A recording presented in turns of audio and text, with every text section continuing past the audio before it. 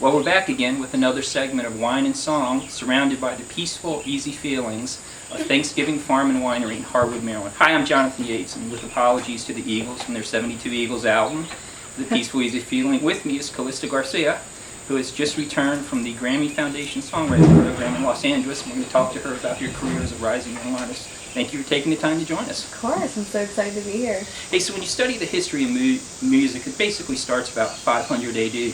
What's your personal history of music? When did you start? So I've been singing my whole life, but I think there was a moment, or it was always like, you know, kids when they're really young, Sure. They'll be like, oh, I want to be a rock star, I want to be a princess, or I want to be whatever. You didn't want to be a lawyer like your parents? No. I don't think any like 3-year-old wants to be a lawyer per se, but everyone else grew out of it, sort of, and I never stopped wanting to be a rock star. So. But your passion is not being a rock star, it's being a songwriter. Oh, for sure. So how did that evolve? Okay. Well, particularly for someone as talented as you in front of the camera. Thank you. I remember there was a moment, it was a lot to do with the music I was listening to when I was young. My parents both loved music. So I grew up listening to a lot of classic rock, Beatles, and there was one particular record, it wasn't classic rock, but one that really, really hit me. It was the One soundtrack, Glenn Hansard. That kind of folk and the sort of passion behind that was something I wanted to do. So I thought, from my limited knowledge of the business, that if you want to do it, then write a song and sing it. Do you remember when you wrote your first song? I think I wrote my first song, so I started playing piano when I was like 6-ish, but it was like classical, Sure. whatever. And then I started playing when I was 8, and the first day I learned some chords, I wrote a song that day. It was awful. But that's what I did. And then, you know, there were little school contests, 4th and 5th grade, and I won those for songwriting, and it was just a little thing that I was always doing. And then I just tried to get more real in middle school as I got older. I got in a band with 3 other girls, and we played like classic rock covers, and we won some battle of the bands around the area. And then I split off from that. Things got really crazy when I wrote all the music to a school musical. And that kind of got me more confident in it, because it wasn't just like I can write an original tune to balance out all the covers within the band. It was like, no, I really like want to get into the creating, and that's something I love, and large scale songwriting, pretty much. It's like writing an album all at once. Hey, so Chris Martin, lead singer with Coldplay, Yeah. he said the best songs write themselves. Have you found that to be true? I have, actually. I'm glad you asked that, because that's something I keep that's been really, really fresh on my mind lately. Especially, I did all this great co-writing this last week, and something I kept feeling. Now, what is co-writing? Co-writing is when you write with a group, with a couple more people, and that's not what I tend to do for any of my own stuff. I don't really co-write, but when you're pitching to other people, when songwriting is a business and not for artist's sake, it's a really, really, that's pretty much every single song on the Hot 100 is co-write. Now, a lot of people would be surprised to find out how difficult and what an ordeal it is to write a top song. For example, Bohemian Rhapsody was 7 years in the making. Did that surprise you? No. Yes and no. I mean, that song's rich. That is not... When you say rich, what do you mean? There's so much going on in it. I mean, it's 3 sections. It's, like, really deeply complicated. So that's not surprising at all. I mean, that's, you know, it's songs... Like you said, they are already there, and you're finding them, and that's the thing I always find is that, like, it's not like, oh, how do I create this? No, it's like, you come in, the idea is already there, and you're sort of digging for it. So, Queen digs deep. They genre bend, and they, like, do all this crazy stuff, and he was like, this could be an opera section, then a rock section. Well, that's what they said when I was reading about that song. They said it was a lot of fun to write. I'm sure. Because I'm it's, sure. you know, it was late 70s, early 80s, and just had a really great time pulling off. Have you had any songs like that? I mean, I've definitely, like, not been afraid to just kind of go ham, sort of. I mean, probably not to the extent, because production-wise, I've been used to. I've wanted to play everything out that I could solo acoustic, so adding an opera section has never really been a realistic thing for me, but when I was writing for, like, a musical and stuff like that, yeah. And then I got in the studio, and I'm working on recording it right now, and teaching it to the band. It wasn't anything for me to crank out, but then I'm like, oh gosh, there's, like, tempo changes, and now we're in 7/8, and like it's so yeah. I watched a great video of you playing Killer Queen. What made you select that song? I think it's so cool. It's a really underrated Queen song because it sounds very. I mean, if you didn't know better, it's not exactly epic when it comes for Queen songs, which are so like grandiose. But it's like they're like a Firebird Trans Am. Yeah, I mean, they it's really more, are. It's got the cool Rococo feel to it, and it's really really complicated. That's the other thing. Do you think the Queen songs are so epic that Freddie Mercury is underrated as a singer? I mean, I don't know that Freddie Mercury is underrated singer. Well, nobody really puts him with the Robert Plants, the Aretha Franklins, or ones like that. Yeah, he's genreless. He's actually more of a classical singer, but then he can do everything. His voice is a powerhouse. I did Killer Queen because I like the idea of slowing it down and bluesing it up because the lyrics and the chorus are more hard rock than the delivery, actually, even though it has that, it's very like bouncy, and I kind of wanted to lean into it, and I just thought it'd be really fun, and it's kind of like what's she doing there? That's a lot of chords. Hey, did it surprise you that Queen was the 6th selling top group in 2018? No, on the way over here, we were on one of the radio stations, and we were listening to George Michael doing Somebody to Love at the Freddie tribute show, and just the scale of it, you can hear the audience. I've seen a lot of footage of that show, and just seeing how many huge artists were willing to get up there, and there's no band like that band. You know, I have no musical talent, so I grew up really being into cars, and I just saw something great the other day online. It said, you think anybody's ever going to be excited to find a 2003 Kia in a barn like the R62 Corvette? So bringing it home to music, do you think any of the bands now, do you think they're going to have the staying power of the Beatles, Queen, the Eagles, the Stones, Aerosmith, those great groups from the 70s and 80s, even the Gunners from the 80s? Yeah, I don't think so musically. I think maybe aesthetically, I think what they represent in culture, perhaps. But first of all, there's a couple reasons. One, people have said this, a rock star is dead because there's no mystery anymore. We know everything about every artist because of social media. We know where they're going all the time. We know everything they're doing. You can't make up all these crazy rumors. There's no kind of mystique anymore. One. Two, music, people aren't really digging down the way they used to. And I think that's because there just isn't the attention span for it. I think it was one thing when you didn't have app games and Netflix to watch and just such or legalized marijuana is going to kill the attention span even more. Not that they weren't doing marijuana. But there's so much overstimulation now, it's hard to settle down and be like, the amount of brain work and energy and it took to do something like Bohemian Rhapsody. What about the technology? I mean, back then, you didn't have the technology. You didn't even have electric speakers. You just had the guitar and the guy's voice. But now, anybody can fire it up and sound great. Do you think that there's more of an emphasis on technology now rather than talent? Absolutely. Well, yes and no. Yes, because, you can make anything sound good. You can... Sometimes I'm alarmed by the things you can do in a studio. You can change the key. You can literally just have someone sing a note and then just play a keyboard and put it wherever you want it. It's crazy. You could fix rhythm. You could basically, you could do it all through a computer, which is weird. But that being said, the way streaming is currently, you don't make income off the radio cut, really, off what you do in the studio. I mean, maybe if you make it really, really big, yeah. But where the only place an artist can really get much income now is on tour. Yeah. So you still got to be really good live because people got to want to see you, and they got to want to see you instead of streaming for free and sitting in their bedroom. So you got to make them get up and get out there, and that takes that. Let's go back to your personal story. I mean, you were at the Grammy Foundation Songwriters Program. You're the 2018 Artist of the Year at Strathmore. You were just on The Voice. How has it all come together for you? Obviously, talent does come through for you. I just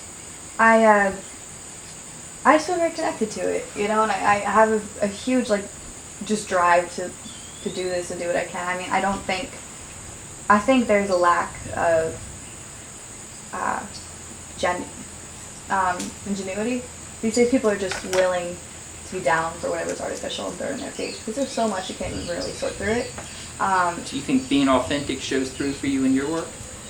I hope so. It's what I go for. Hey, so I watched you on The Voice. Why did you pick Wishing Well as your song? I'll tell you why I picked Wishing Well. I loved Wishing Well as a song. It's not my genre particularly. It's nothing I usually listen to.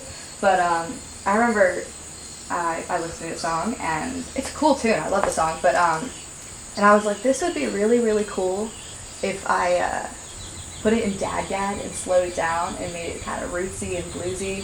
And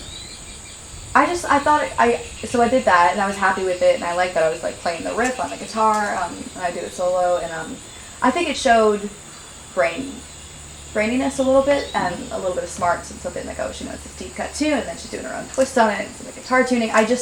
The voice is about talent.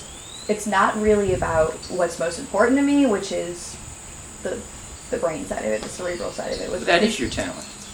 That is your brand. That's sort of how I think of it. Mm-hmm. And so because you can't do an original song, I was like, well, let me do the most creative thing I can under the circumstances that still shows off my brand of being creative. So I was like, Wishing Well was a cool tune. Not many, at the time, 17-year-olds would think to do it. Sure. They wouldn't think to do it in that tuning. They wouldn't think to do it differently. It's outside the box. And that's how I want to represent myself. And so what was the whole experience of The Voice like? It was cool. It was really interesting. You gotta know where people's heads at. I find myself, because you can really slip out of it, I love old music and sure. all that, and so I surround myself with all that and don't really listen to the pop charts right now. So in ways, sometimes I'll go into a situation, I'll be like, I don't really have the know-how, like I'm a little bit outdated, just because I choose to not really know where people's heads are at. Do you consider that a strength or a weakness, that you are outdated, that you have a different genre as your strength? I see it as a strength because if you're trendy, you'll be dated in a few years. Mm-hmm. And if you're just doing something else entirely, that lasts longer. I think. Because if you try to be really, really trendy, it's not going to be the trend anymore, and then you're stuck in that. So I think it's a strength, but it's still good to once in a while go and see, here's what all the singers are doing, here's what TV's like right now, here's what the business is like at the moment, here's what they're pitching to you to try to get you to be excited about the business, because this is what standard people who want to be pop singers are into. It's just really interesting, and you meet a lot of different people, which is really interesting, because it has nothing to do with your background. How did they come upon you? I got an email. Were you worried that it was from a Nigerian oil prince or something, wanting to transfer billions to your bank account? It was saying to audition for the show, and it was saying to skip the preliminary round and go to the callback. That being said, there were still 2 more rounds. And then So what songs did you play in the audition? I did Wishing Well, Long Train Running by the DB Brothers, and She's Got You by Patsy Cline. Okay. Yeah. It's a nice spread across a couple of Yeah. And so I got through the callback, I got through the executives in LA, and then I did this. So when I watched your tapes and stuff, I thought of some of the great harmony songs we've seen, because of just the talent you have. Have you followed the genesis of Seven Bridges Ready by the Eagles? What were your thoughts on that song? One of my favorite songs. By them, I love the Eagles, so that's not, all of their songs are my favorite songs, but that song's so special. It's so special. What makes it special to you? I love it too. I think it's one of the more unique ones. It's like you were saying about the song already being there before you get there. I think there's a little mystical here, but a little hippy-dippy, but I think there is a sort of underlayer of the music, and it's reaching something that's not surface. And I think that's one that when you really lock in with the harmony like that, it goes like that to know each other really, really well. And I just love the tape of them harmonizing before they do the song. Oh yeah, that too. But the songs both, yeah. There's almost it kind of takes you out and knocks the wind out of you a little bit when you hear it. Are there any groups now that have that same effect on you in the music now? I mean, it's a very personal thing within a band, and a lot of it is live performance that doesn't get captured, because of things like auto-tune and Melodyne being in the way. But I saw at Grammy campus, the Head and the Heart, they're kind of a thing right now. Played for us, and I like their music on their own, but when they were live, it was different. Their voices really blend together. Could you feel the passion, see the emotion so much better? Yeah. Now, does it have to be their voice, or sometimes just the music speaks to you? No, I mean, there's a couple of jams I've been to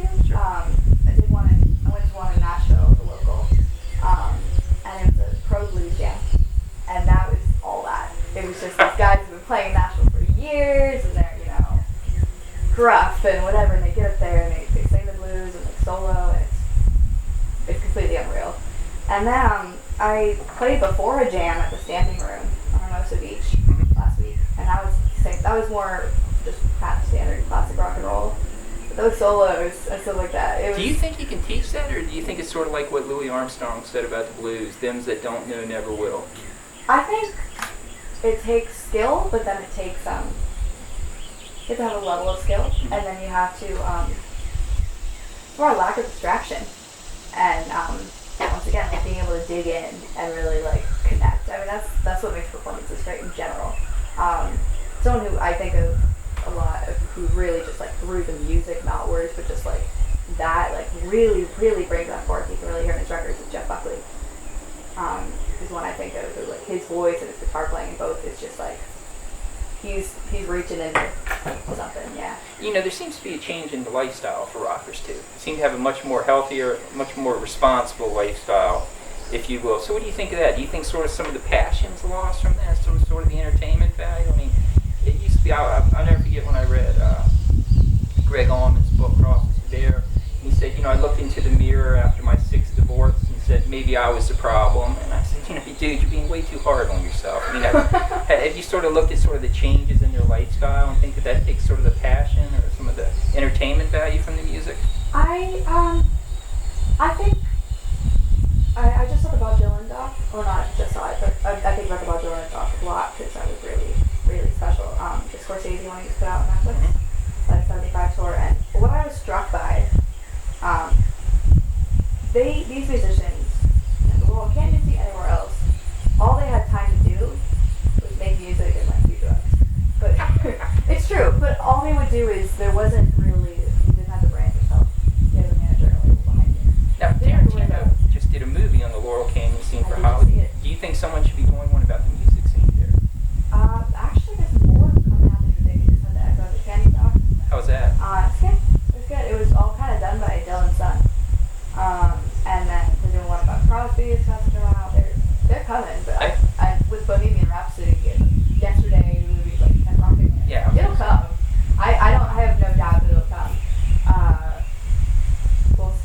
We'll see how that is. But what I was interested in is they were seeking, the one goal was experimentation and creativity. That was the goal. It wasn't temporary entertainment in the way it sort of is now. And so it's not really like a community workshop. They were searching for something in a way that people aren't searching anymore. Why do you think that is? Because I think there's too much out there, and there's too much good stuff.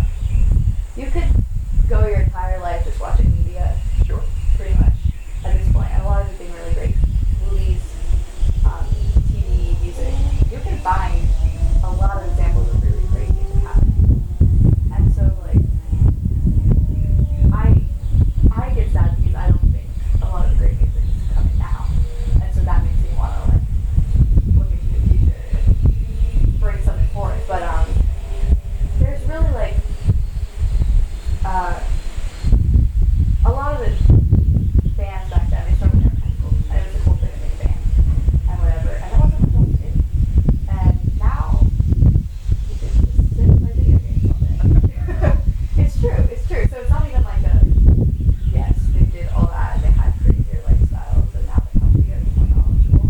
And it's also that they just didn't have to do as much. The labels were in charge of everything. So they could really focus on music. They did more honestly do this, whatever. But they can do that in a way that now you gotta manage social media, you gotta do yourself, labels not really too much to think. So there's a lot more going on. I find when I'm most bogged down creatively, so I'm doing all this email work. Honestly, when But you're glad you answered that one email. You're glad you answered that one email, that's for sure. I did, yeah.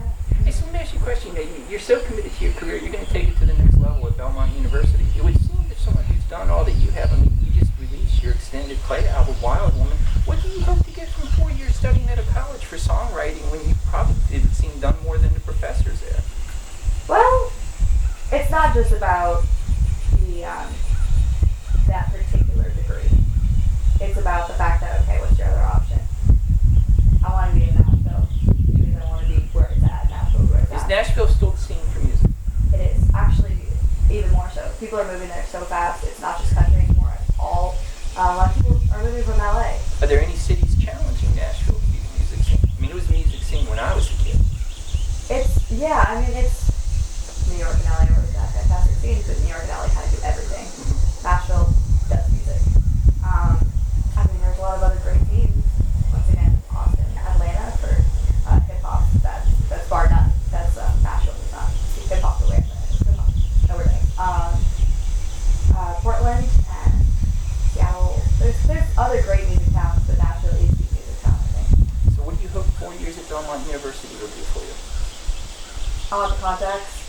To an extent, it is 4 years, which I think crazy happens. I wanna. They have a lot of. They link you up. They make a point of it.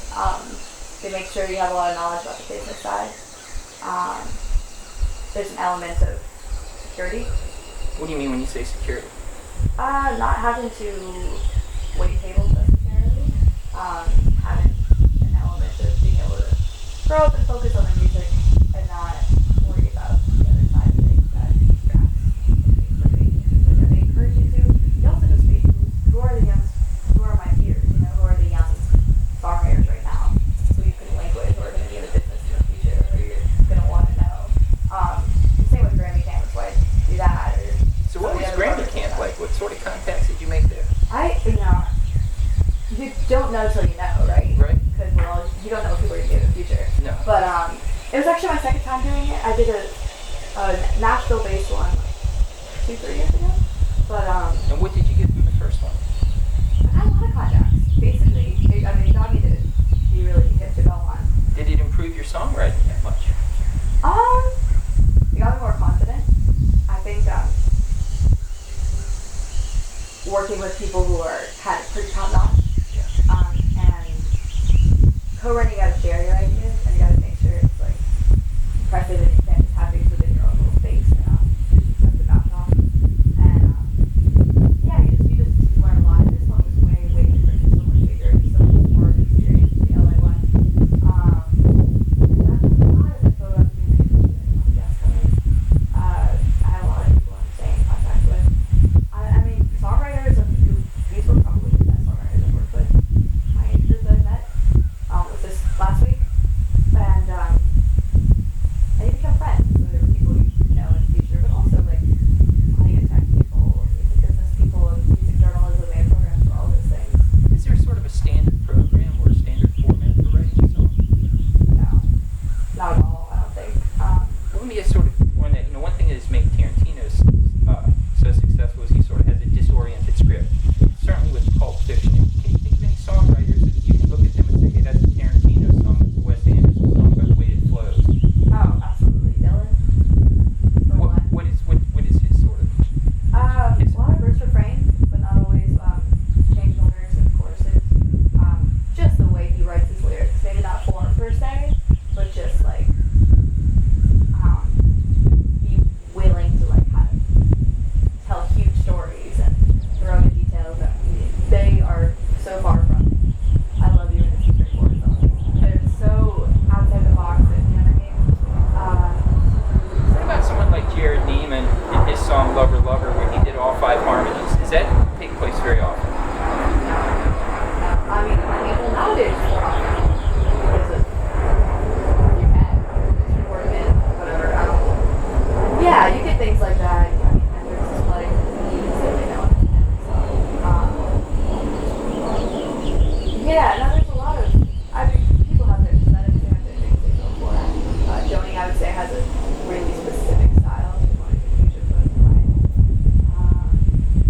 Do you see her continuing generation after generation, even if you weren't blessed with the parents you had with musical skills and interests? I mean, I know a lot of people my age who are big into her stuff. It's a little more heady. It's a little less.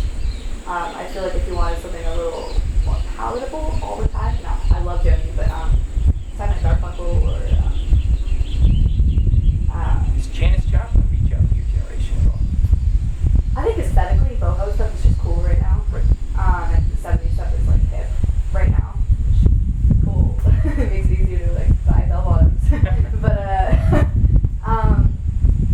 Janice, I mean, I hope she does. She's different because she's not much of a writer, she's a band leader, and she's a performer, and she's exhibiting,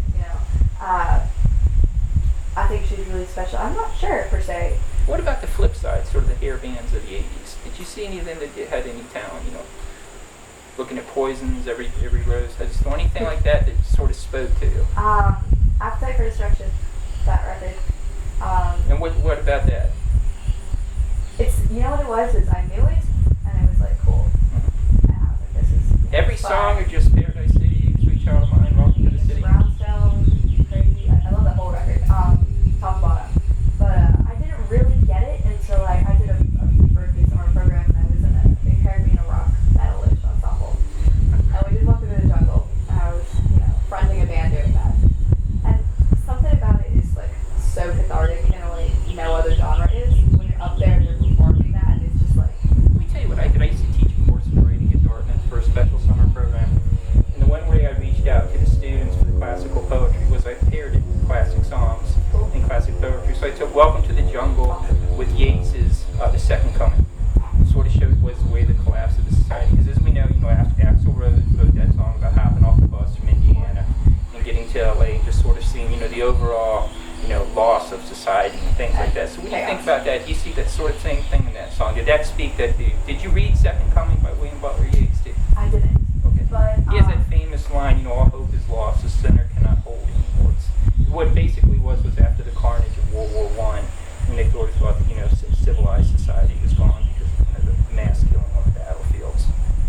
That's so interesting. I love a lot of music about LA. California, I really connect with them. I mean, the Eagles, right? Oh, yeah. And Joni, and yeah, those are all the LA cast.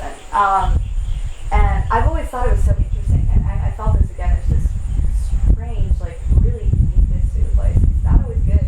It's completely chaotic. You'll meet some of the weird people underneath it. Oh, I had a place in Malibu for 10 years. Yeah. You're preaching to the choir. Yeah. Let me ask you another one. What I did, I took Green Day's I Walk Alone and paired that with Robert Frost's Path Less Traveled. You see songs out there that sort of speak to the independence of these rockers. General Curtis LeMay, he was on the vice presidential ticket in '68. He said there are only 3 professions for a real man in this country. He said Air Force pilot, President of the United States, and rock and roll singer. Do you agree with that? I mean, you just gotta at least pick up on the beat. Actually, I really do, because it's maybe just because what I do is so kind of niche and different from what my peers do, but there is an element of like I'm doing this crazy thing, and I'm out there front by myself. yeah, and it's sort of like I'm not really doing the normal shtick, and that can be lonely and isolating, but it's rewarding, and I think about it a lot with how many songs we actually make fun of this in my dad, where we'll be like, how many I'm just a lone cowboy writing songs on the road, Wanted Dead or Alive, or what's the Bob Seger one about touring? Sure. John Bon Jovi, yeah. Yeah, like all those. There's so many. Do you agree Every with band that has an element and album stuff? song. I think it's definitely the case when you're touring all the time. And What about after you meet them? After you meet them, do you still feel the same way? after I meet, Well, say you meet some guy who's a rock and roll singer, and he thinks that he's all that macho and sort of the cowboy out front, and then you meet him and compare him with your father, who was a Navy pilot, and your grandfather, who was a Navy pilot. Do you still think, it's interesting. I mean, I kind of think of myself as a rock and roll guy, so that complicates things. But Thank you for your time. thank We you all so look forward much. to it. It's so much fun. This is Jonathan Yates with Wine and Song. Thank you for joining us.